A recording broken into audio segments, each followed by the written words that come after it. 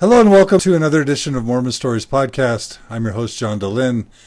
It is August 8th, 2016, and we are continuing our series on the Mormon missionary experience in the 2010s, with a focus, at least initially, on faith crises during the mission and early mission return. Last week we interviewed Joshua Tesh, and now we are going to continue that series with Sage. Oh my gosh, Sage Dalton, and Sage's story is interesting for a couple of reasons. Maybe immediately one of the most interesting things about Sage's story is that she served in Joshua Tesh's mission. So that's interesting. But then also, we're going to be getting a sister missionary's perspective, and also, Sage experienced some mental health difficulties while she was on her mission, and we're going to be talking about that. And we're going to be talking about early mission return because she came home early from her mission. So this is super exciting. So Sage, good morning. It's 7:30 a.m. in California. Yeah. Good morning. Welcome to Mormon Stories. Thank you for having me. My pleasure. Okay, so tell us a bit about your Mormon life in 1 minute prior to your mission. Okay. Yeah. So I grew up Mormon. My mom's one of 8. My dad's one of 9. So big Mormon extended families. And they met at BYU. And most of my life, we were very, very, very active. And then when I was in middle school, I think 8th grade, my parents sat me down and said, we're not going to go to church anymore. Kind of shocked because that's all I'd known. And so they laid out some reasons for me, and there's the reasons that would be familiar to a lot of people who listen to Mormon Stories. And it was a lot for me to take in, and I had really, there was lots of things about the church I'd really, really still loved at that point. Okay, you were how old? I think I was in 8th grade. I'm not sure exactly which year, but It was like late middle school or early high school. And so I decided, being like kind of the stubborn, strong-willed child I was, to keep going, try and keep going on my own. So I went to seminary on my own, and I did that for maybe a year, and then that was too hard. And so I stopped. Give me a sense for how many years ago this was. About what year? I'm 26 now, so that was maybe 10 years ago, a little more. Okay, so Mormon Stories would have started by then. It would have been the very beginning of sort of the Mormon internet and people becoming aware through the internet of difficult things. You say it's the normal stuff. Was it polygamy? Was it, Book of Abraham? Yeah, I never really talked to my parents about how they learned about all that stuff. I think my family was pretty open about it.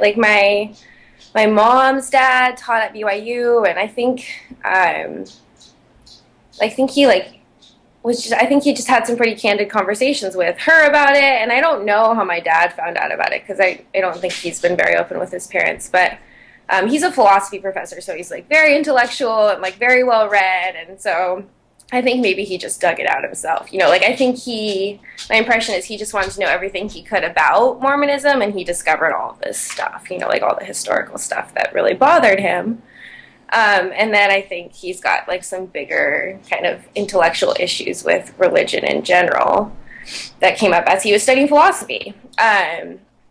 So it was that stuff. They both had this is relevant, they both had really terrible mission experiences, both really hated their missions. My dad tells this story about how just how depressed he was, and he was in Italy, and my mom went to Korea, and they both just I think really struggled with the mental health stuff on their missions, although I don't know if it was identified as such. And they were just really not good experiences, although they my dad, I think, tried to spin it as something good and really wanted it to be something good. Anyway, so bad mission experiences. I don't think either of them really enjoyed the temple very much. So just like a culmination of a lot of things. And I think it really came to a head when I have two younger brothers. My two younger brothers were about to get the priesthood. Well, my oldest brother. And my parents really didn't want him to get the priesthood because as soon as you get the priesthood, it's like mission, mission, mission, mission. You know, like that's all you hear at church in young men's. It's like, you're preparing to go on a mission. This is what you're going to do. And they really didn't want any of us to go on a mission because they felt like it was really damaging and just a really painful, negative experience and a waste of time, honestly. Like they wanted us to do other things. So that's when they left, and I tried to go for a while on my own, and I stopped. I stopped doing that because it was too hard, and I finished out high school, and I went to college at Dartmouth in New Hampshire, and my freshman year was a little rough. I didn't feel like I was making any friends, and so I thought, well, you know, maybe I can find the Mormons on campus, and I'm sure they'll be nice, right? So I did. Okay, so what year are you starting at Dartmouth? I started in 2008. 2008, okay. Yeah, so I found them, and it's a tiny group of Mormons at Dartmouth. There's like 5 of us. And they were really awesome. It was a really good group of people and really smart. And, you know, they had a lot of good kind of answers to those tough questions my parents had brought up. And, you know, I still felt like my parents had planted these seeds of things that kind of bothered me about Mormonism, and I understood where they were coming from. But at Dartmouth, I had this group of friends that I felt like we could talk about that stuff. Like there was an open dialogue, and it was kind of this like weird little Mormon bubble that really worked for me because it was this special kind of group of people. I mean, there was none of like the cultural stuff that really bothered me, and there was, and this group of friends was just, you know, they were like me, and they could understand, and they could talk about those hard questions. So I was really active in the church in college, and I really felt like it was an important part of my experience there, and I felt really grateful to the church for giving me this good group of friends and this sense of purpose and like all of those things that believing Mormons really value about Mormonism. And so at the end of my time at Dartmouth, we had several of the boys in the group were returned missionaries, and they talked really positively about their missions and how they were really life-changing experiences and really grew their faith. And I really wanted to have this strong testimony. And I think that a mission might, you know, like I felt like I had a testimony at that point. I felt like a mission would be great, and I loved the church at that point, and I really wanted to share it. And I felt like the way that these boys talked about their missions, I felt like it was something I'd enjoy, and it was valuable, and like all of those things. So I wanted to go to mission, and so when I graduated, I applied to be submit your papers. I don't even remember. So 2012? Yeah, so 2012. Okay, so 2012, you graduate and you submit your papers. Yeah. Okay. So I leave like right after, a couple months after I graduate, and I got called to the California Roseville Mission, just like Josh. And I guess at this point it's relevant to say that I've always kind of struggled a little bit with depression and anxiety. I had an eating disorder in high school that was pretty significant, like hospitalized for it and stuff. And so I put all that on my application, as you're supposed to, right, about your mental health and your physical health history. And so there was a lot of discussion with my stake president about it and like how I felt like I would handle that stuff on my mission. And so there was like, you know, people were careful about, they wanted to make sure I was going to be okay. And I think, I don't know how much you know about this, but I think because all that stuff was on there, I think that's the reason I got called to the States. So, which I'm sure makes sense, right? That they want people to have resources here. So that was all on there, and I was pretty aware of the fact that missions could be hard on people with mental health issues, and I'd really thought about it and, you know, talked to a lot of people about what worked for them on their missions. I remember listening to a podcast you had done about the sister missionary in Temple Square. Well, it was actually a panel, but one of them was the sister missionary who went to Temple Square, and she kind of struggled with some mental health stuff and feeling like, I might have some of those issues, and it might be really hard. But I feel like I feel like I can do it, and like people get through it all the time, and I've got some ideas and some strategies and things that might work. So you had listened to Mormon Stories before your mission? Yes. So, I mean, that's the other thing. Like, so at Dartmouth, yeah. I actually remember like packing for my mission, listening to Mormon Stories and thinking like, this is a little bit unusual, right? Like not many missionaries pack for their missions and listen to Mormon Stories at the same time. Yeah, I mean, I was like, I think I knew pretty much everything at that point. Like, I knew about polygamy, I knew about, like, the historical issues in the Book of Mormon, and I knew about, I think I knew about pretty much everything. Like, I was a pretty avid Mormon Stories listener, so, like, I think I'd heard it all. And I felt like, I think at that point, a lot of your podcasts were, or at least some of them were, like, really faithful members, like, who made it work. Yeah. And I think at that point I was at that place. I was like, I contribute some of that to this group at Dartmouth who, like, and this openness, like this, I had this community that was open about it, Mm-hmm. So I think that's a huge part of it. I mean, you talk about that a lot, that so many members feel betrayed. And I had this community where we could talk about it, so I didn't feel so betrayed. I felt like, oh yeah, these things exist and we can talk about them. So.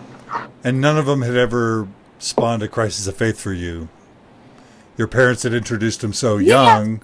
I mean, when they introduced all those things to me, and then I stopped going to church, I didn't feel like maybe I had a crisis of faith, but I like understood where they were coming from, and like my testimony at that point wasn't such that I was like, oh, this, like I had a crisis learning all of these things. You were inoculated in a sense. Yeah, is that fair to say? Yeah. And then I went to Dartmouth, and I felt like I did develop this testimony, but I knew all those things. Like, yeah. And then my mission, as I guess we'll talk about, was the crisis. Okay. So. Yeah. Okay, so, yeah. Talk to us about what kind of just real briefly, talk about anything you need to that takes us to the point where you start really struggling. Okay, yeah. So in the MTC, I already start kind of feeling a little bit depressed because of, I think, just like all the rules and like all the guilt and like all the perfectionism that's just like pounded into missionaries. Like, you got to be perfect. You got to do everything perfect all the time. And so I already start feeling like kind of depressed, kind of yucky. And I remember talking to some of my church leaders about it. I don't remember like who you go to in the MTC, like but I remember your branch president. Yeah, I remember going to talk to them and being like, look, I have this, like, I was super open about it. I was like, I have this history of depression and mental health issues, and I'm feeling depressed, and I think they had told me just like, pray more, and at that point it wasn't so bad that wasn't a crisis yet, but it started early. And then I got out to California, and my first transfer was kind of hard, and I remember thinking, I don't know, maybe I should just go home. And instead of staying for 2 transfers in one area, I told my mission president, I'm struggling already. And so I think he heard me, and he transferred me to Roseville with a sister who I think was a year in. And she and I just got along like so well, and she really understood me. And I stayed there, I think, for 6 months with her, and those 6 months were great. What was her name again? Sister Montgomery. I hope it's okay. I say. I don't think she'll mind. Okay. But yeah, she was just so awesome, and we just I think she really understood me, and we got along really well, and we had some people we were working with that I felt like I really connected to, and so those 6 months were really, really good. And then she had to go home. She was done. So I trained in that area. So they sent me a greenie. And so I trained her, and that was good. And then I got sent to Yuba City, which is a little bit of a poorer area. And I actually, that area I did pretty well. And we had a lot of people to teach. And so I felt busy, and that was good. But it was actually in that area. So I was there for a while and I was doing well, but I really started to get like more and more depressed. And I think it was just like, I'd been out, I think, over a year at that point, and I was, I was just like getting tired, and it's just so much all the time, just like all the guilt and like and just feeling like you've got to fill all your time, and I don't know, and the rejection's really hard, and I had really used exercise as a normal person, not a missionary, to deal with my depression. And there's only so much you can do. Like, you got to be with your companion. You only get 30 minutes. And so I think it was just all wearing me down. So we were tracking one day, and I just felt like I couldn't take it anymore. And I just like sat down in the grass and cried. Like, just like couldn't do it anymore. So my companion was like, okay, let's go. We like went back to the apartment. We just stayed there for a couple days. And I felt so guilty about that. Like I was trying so hard to be, the most obedient missionary. And I felt so bad, but I like could not get out of bed at that point. And so, we called the mission president. He heard about it, and I got transferred, just like Josh, like right back to where the mission president lives. So, like, close to him, I guess, so he can keep an eye on me. And I had also, like, brought up with my mission president throughout my mission that, like, I know about these things in the church, and, like, some of them are hard for me, and some are more hard than others, and et cetera, et cetera. So in addition to all those mental health things going on, I also, as a missionary, think I saw, like, mainstream Mormonism that kind of bothered me, like the cultural stuff bothered me, and then also just like I think those answers that I came up with at Dartmouth just stopped working, especially when I was trying to teach people, and like I just saw so many people with good lives without the church. I was like, what, like you don't need the church, like you're doing fine without it. So that, and then in Yuba City, that last area, we found, actually, she reached out to us. She did that, like, Mormon.org thing where it's, like, request the missionaries, which is, like, every missionary's dream, right? You get one of those. It's perfect because they're like, come to me. Like, you have to find them. And she, her name's Rose, and she's gay. And she was living with her partner. And she was, like, the perfect investigator. She read the Book of Mormon, like, 8 times. Holy moly. Yeah. Just like threw herself into it and just like really, she said, felt the spirit and just like really, really wanted to be baptized and obviously could not because she's living with this partner. And I just like that just crushed me. I just felt like I'm like, she should be able to get baptized. Like she's the perfect investigator, and she loves this person that she lives with, and like I don't know. And then the way that the members treated her in Yuba City just like really bothered me. Like they just didn't embrace her, and she's deaf. So she was also a little different that way. Like, and, I just felt like, like if we really were Christ-like people, we would embrace her with open arms and love her just like anybody else. And that's just not how the members reacted to her. And that really, it hurt. Like I love Rose. She's been a great, we're still in touch, and I love her. And I think more than anything I was like, this is wrong, like she should be treated the same. And I honestly felt like she should be baptized. So I'm starting to differ like doctrinally now, right? Like now I'm starting to think like, this is wrong. Like this is whatever the church is telling me is not what I feel in my heart is right and Christ-like, and like all of those like pure values that I really want to aspire to. And so that happened, and then so this last area I went to, we had like nobody to teach, and I was just getting more and more depressed, and I felt like I had a companion who like maybe didn't understand quite as well what was going on, and it just got to a point where it was kind of a crisis. I mean, as a missionary, you can like see a therapist like 3 times. There's like a limit. You get like, and it's like a church-approved therapist. So I did like all 3 of those, but that's obviously not enough. You get 3 sessions? Yeah, then you're done. Like that's it. Like you can't. Oh my yeah, gosh. no joke. Like ridiculous. And then I'd been taking Prozac, and so they had me seeing a psychiatrist Can I periodically. just say, as a mental health professional, Sure. we're taught that a client shouldn't expect to see material results until the sixth session. Right? Like, I mean, yeah, that's when the real impact starts to kick in. yeah. So three, you like have an intake, It's you like have a nothing. couple Yeah, and the first sessions. session you like tell the person all your history, and that's it. It's done, That's right? one. And Yeah, then the therapist has two shots to fix depression, and then you're done. right. Oh my Yeah. gosh, that's crazy. It is crazy. And then so they had me seeing like a psychiatrist in Sacramento a couple times. So like the mission president would like take me down there, and so he tried to mess with my medication, and it ended up like making me really sick. Like I got like really dizzy, and like so What, I the just mission president was messing with your medication? no, the psychiatrist Okay. was like trying to adjust it and stuff. So you Uh, went on the mission with meds. yeah, I Take was like on a low dose of Prozac, okay. and that was approved, and that was like on my application and stuff. So he like I think increased it and then maybe added another med, and like that just like made me feel like all of it just made me feel worse. Hmm. So I think I just kind of felt, and looking back I kind of feel like the mental health care and like the medical care was like really really subpar. And like I'm sure like medication management doesn't help that much if you're not in therapy, right? So like trying to just like adjust my meds without this like significant therapy, I don't know.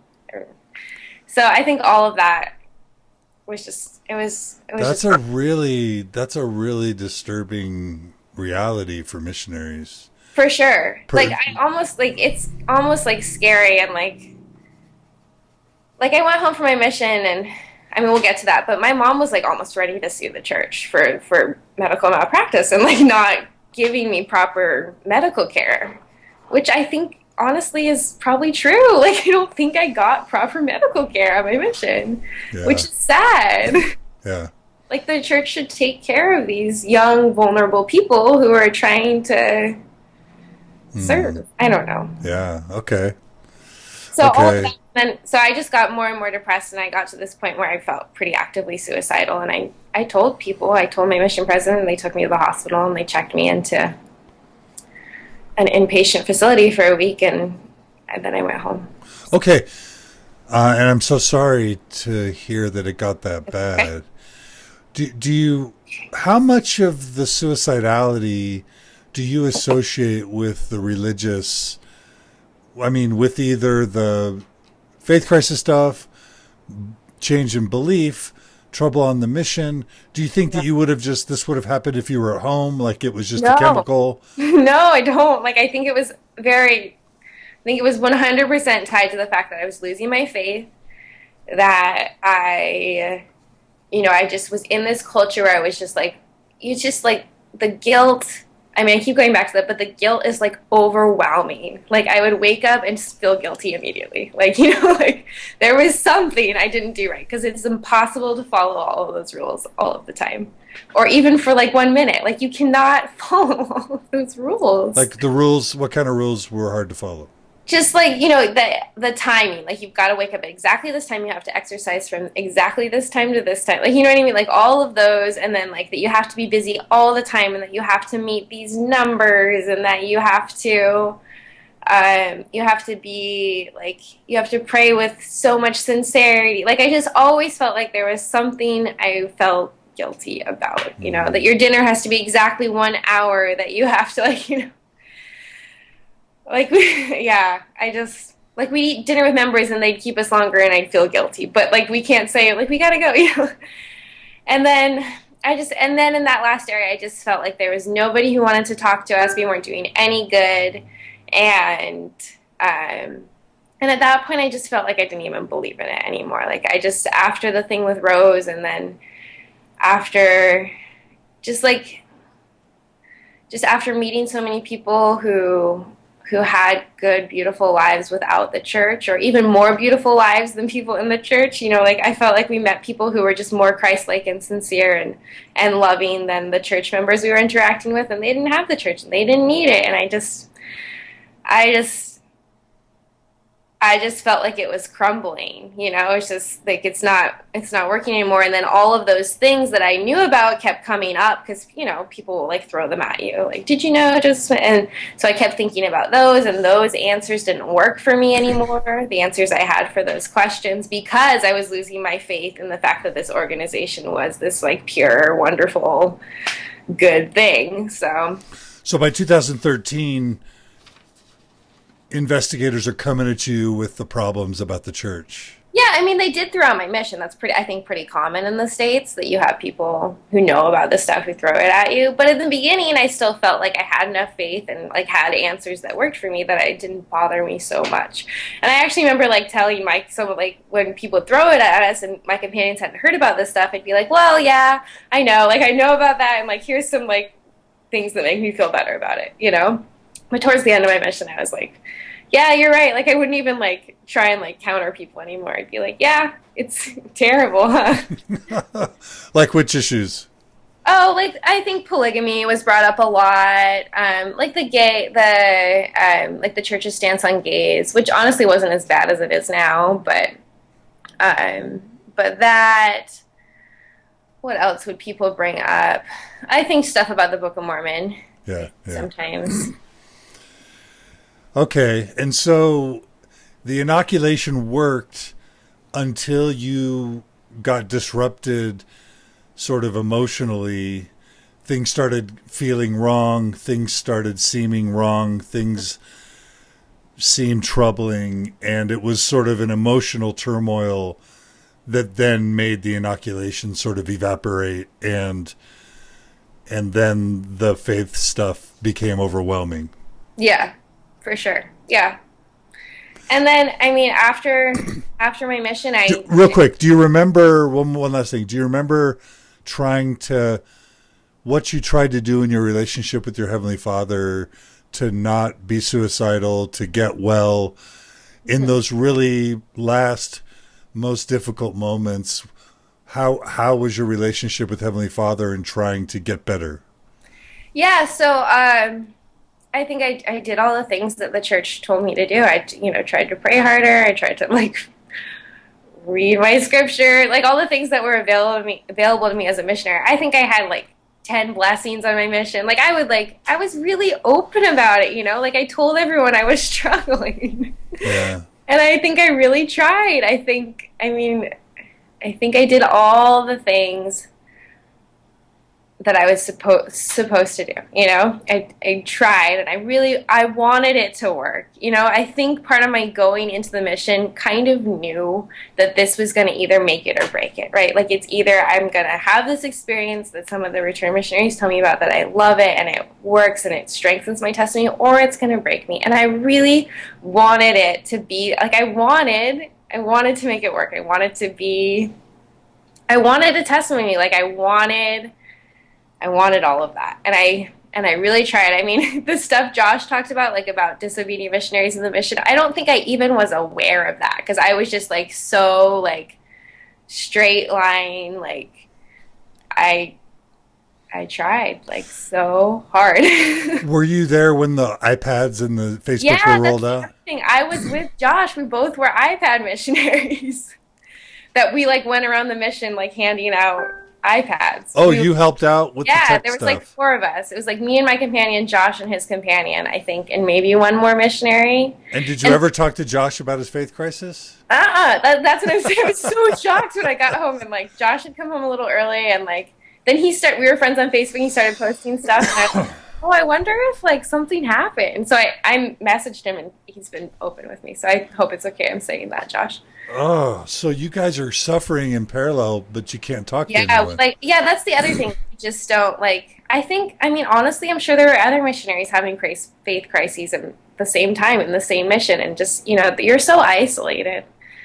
You just got your companion, and sometimes that's great if you guys get along really well. Then you've got a friend, but if you don't, then.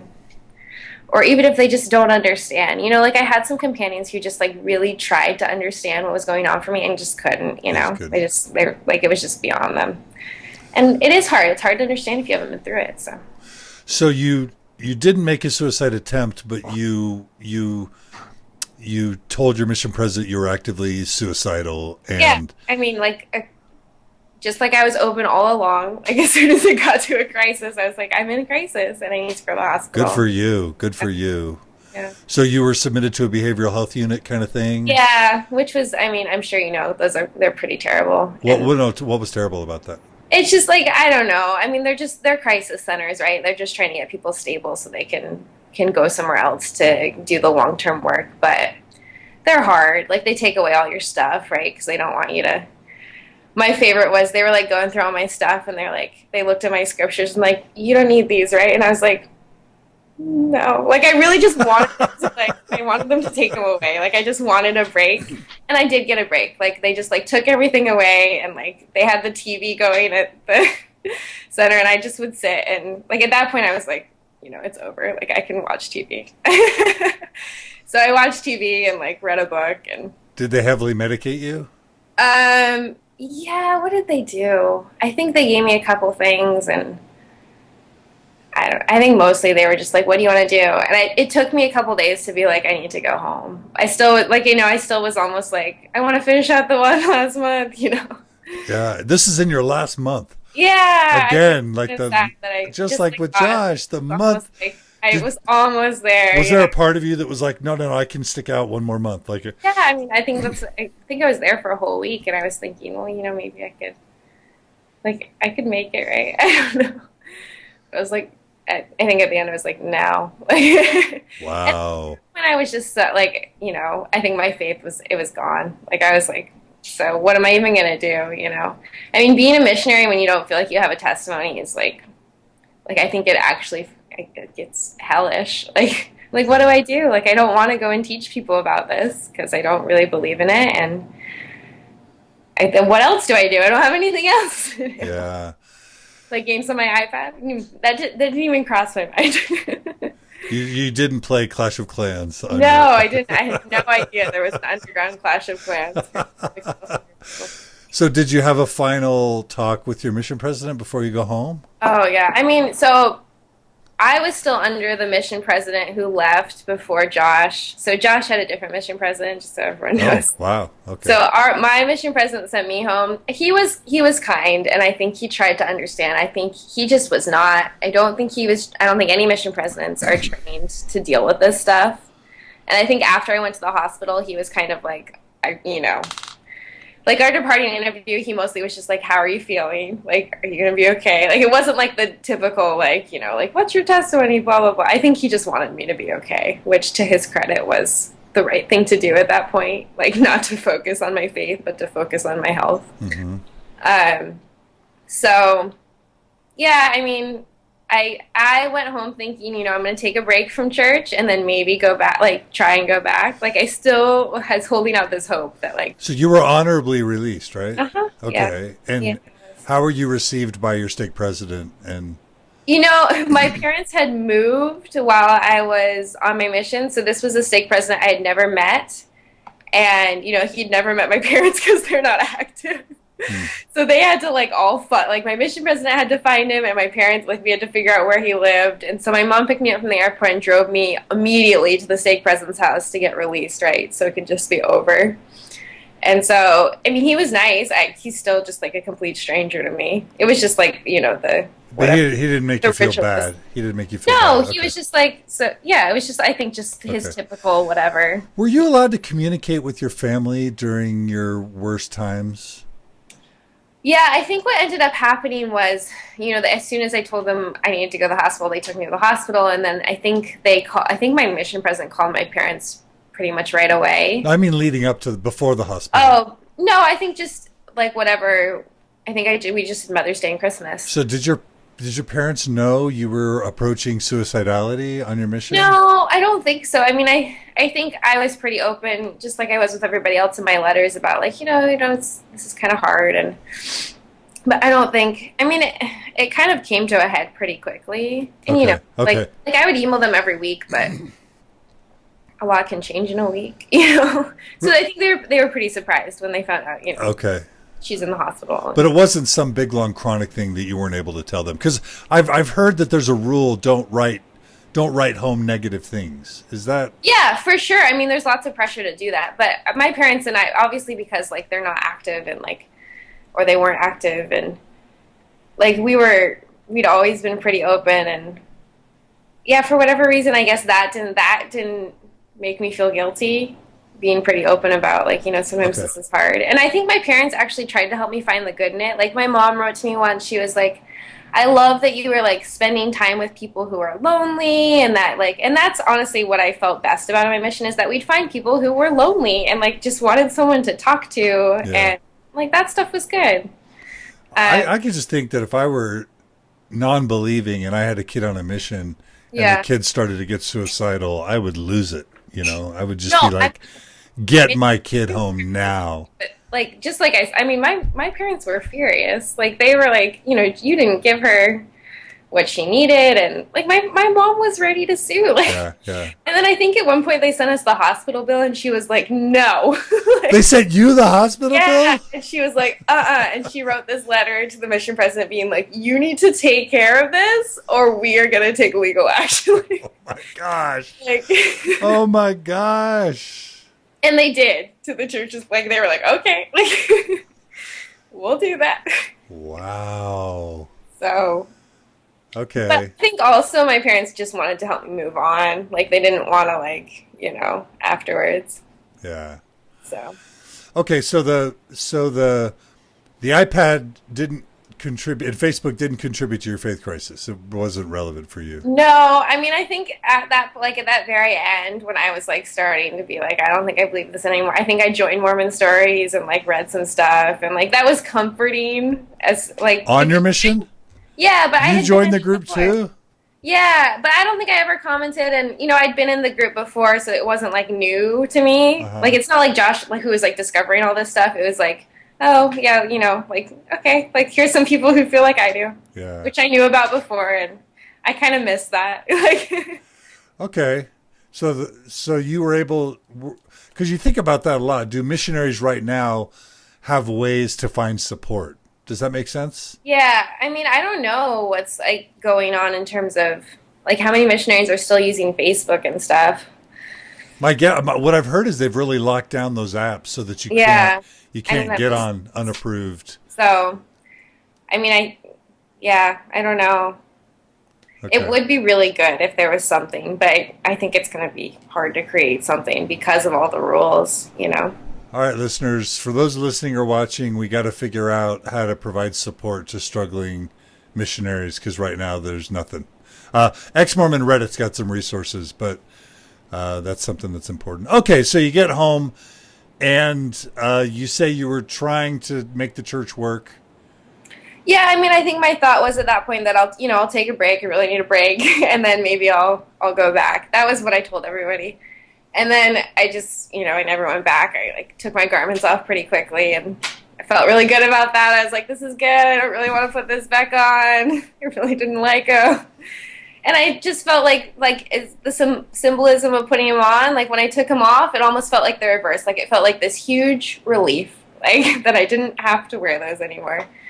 And like this huge like freeing thing. And then that just like went on from there. Like everything that I just kind of let go just felt like a relief. I was like, oh, I don't have to make that work anymore. Like I don't have to like go through the mental gymnastics or the cognitive dissonance or any of that to Okay.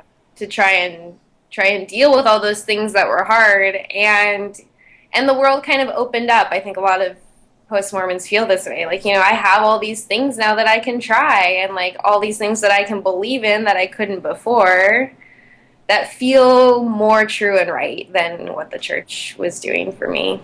So, And this is, you don't have to answer this, but like, how has your depression been since leaving your mission? Has it gotten that bad again? yeah, so I actually did. I think I went back to church. So I went to nursing school at Philadelphia after my mission. And I think at one point in Philadelphia, I was like, well, maybe I'll try and find the ward here. Like I was thinking, like, I was like, maybe, I don't know. And so I went once, and I think I went to sacrament meeting, and I was like, I don't want to be here. And I left. And later that night, I started feeling pretty actively suicidal again. And so I checked into the hospital for a night.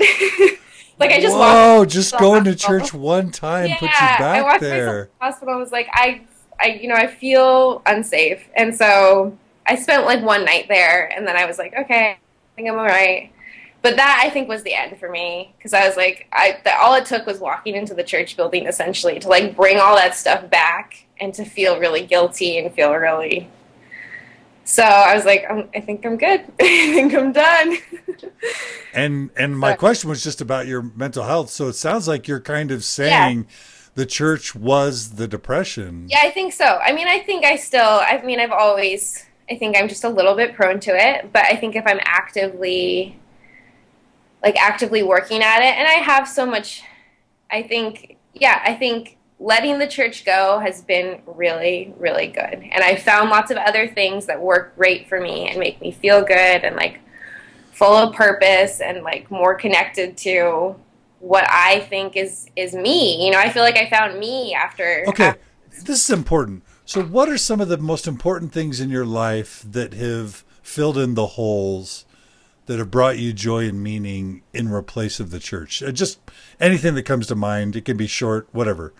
Just for yeah. someone struggling and they've decided the church isn't going to work for them, what are some of the things that have meant the most to you, either belief wise, practice wise, behavior wise, whatever? Yeah, I mean, I think I suddenly felt like I could care about all the causes the church said were wrong. Like I could care about the gay rights movement. Like I could care about LGBTQ stuff. I could care about feminism. Like I could care about a career that I really want. Like I could be that person instead of focusing on, I gotta get married. I gotta have kids. Um, so yeah, I went to nursing school. I really want to go back and be a nurse midwife. So I love working with women. I care about women's health. I now work at Planned Parenthood, which obviously the church would not be cool with. Like, and I love my job. I feel like it's really. What do you do for Planned Parenthood? So I do work so I'm an RN right now, and I work most days of the week. I like have my own schedule, and I see people who want birth control, and there's a rule that I can like order and dispense birth control under like a standing order from a physician, which is it's super cool. Like I'm super independent, and I see a lot of like young people or yeah, it's awesome. I just think it's awesome. I work with a great group of women. Like people who work at Planned Parenthood are obviously a little bit special, and um, so I love my job. I feel like I've got lots to look forward to in terms of my career. I feel like I've been able to have relationships with people I never would have met if I, had been so focused on being Mormon and being part of the church. I just feel like I just feel like the world has opened up. I can love people openly without, like my mom would always say, she was like, there's whenever you, when you're in the church, everything's kind of like shrouded by like, we gotta like convert all our friends, like, like you have to be like this like missionary all the time. But when you're out of the, like, you can just love people for who they are. Like you don't have to feel like everyone needs to be Mormon, which is like so freeing, that you can be open to all these ideas and all these people and all these perspectives and all of like, I think that more than anything has been such a blessing. And then That how's dating gone for you? Good. I mean, so I'm engaged. I live with my fiance. He's actually someone, this is interesting. I met him on my mission. We knocked on his door and, nothing happened on my mission, but we kept in touch and we had a lot in common. And I visited him while I was in nursing school and we decided, he asked me to marry him and I want to.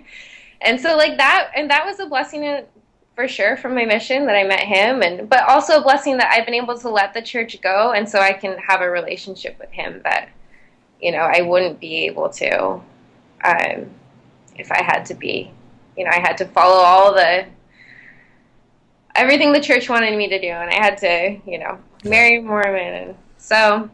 Okay, so for you, the major depression was really tied to the church, and For leaving the church Yeah, I has mean, made that for the most part go away. yeah. Okay, that's I mean, there's still things I always need to work on, and yeah.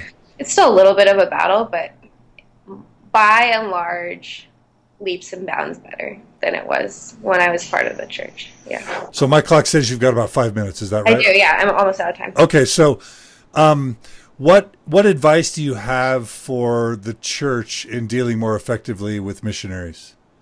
Oh, I just wish there was more training for mission presidents. Like, I honestly think my mission president wanted to help more than he could, and he just had no clue what to do. Like, Mental health training? Yeah, for sure. I think, I mean, I think missionaries need better medical care and better mental health care. Like, would it kill them to be able to let missionaries go to therapy once a week? Like, instead of just 3 times? Like, it's 1 hour. Like, if you're going to let them go 3 times, like, I don't know. But that's very expensive. If therapy's $150 an hour. That's true. And there's 80,000 missionaries, I could get expensive really quick. That's true. But I think it's their obligation, honestly. Yeah. If they're going to put missionaries in these stressful situations and make them feel guilt-ridden and, like, I think every person, I think healthcare is a human right, and I think everyone deserves proper medical care. Like, everyone deserves proper mental health care, and missionaries are so young and vulnerable, and they're even more young and vulnerable now that they're younger. Yeah. I just think the church has an obligation to take care of them. And they're still on their parents' health insurance, so theoretically the parents' health insurance could still cover it. Yeah. And if they don't have health insurance, I think the church should pay for it. I really do. Yeah. They have money. They have a little bit. They have plenty. They have a little bit. Okay. It sounds like you didn't have a problem with your parents or ward members, so you don't have a lot to say about that. Is that right? No, in terms yeah. of how you were received by your stake president, your bishop, your ward. Yeah, I think everyone's really tried to be kind. A lot of people don't understand. Like, and I think it makes some people that I know sad that have left the church. But, it's my journey. And like I try and just like remember that when I feel bad about how other people feel about my journey. And I'm like, you know what? It's my journey and it's my life, and I'm glad the church works for you. But it really doesn't for me. Okay. So I'm asking everyone this. Do you regret serving your mission or not? Yeah, that's a hard question. I think a lot of it I feel was really hard and almost kind of a waste of time. I think at that point that's kind of how I feel about it. Like, I kind of wish I'd spent it doing something more meaningful, but I obviously met someone I love, and that's I can't really say I want that to go away. So I'm glad for that. And I do have some relationships for my mission that I really value. So I wouldn't want to lose those. So I don't think I can say no, but I wish it hadn't been, so traumatic. Although, it's gotten me to a place where I feel really good. So it's, you can't wish away the bad stuff because it gets you some of the best stuff. That's powerful. So 19-year-old, let's say there's a 19-year-old Mormon Stories listener that's female contemplating a mission, or male, 18. Well, do you have any advice for them or thoughts if they're like on the fence? Yeah, I think just like Josh said, I think, really consider your options, do your research, and like know what you're getting yourself into. Yeah. But I don't want to tell people to do one thing or the other. I think it's a super, super personal choice, and I think, a lot of people told me maybe a mission wouldn't be great for me, but. And it was really hard, but there still were some good things I got from it. So okay, so do your research, make sure you know what you're getting into. Yeah, and I think use whatever you've got. Like come up with some things that are going to work well for you on the mission. And if there's a missionary right now who's really struggling, do you have any advice for them? I would tell them do what you got to do. If you have to come home, come home and try not to feel bad about it. And that's really hard, but.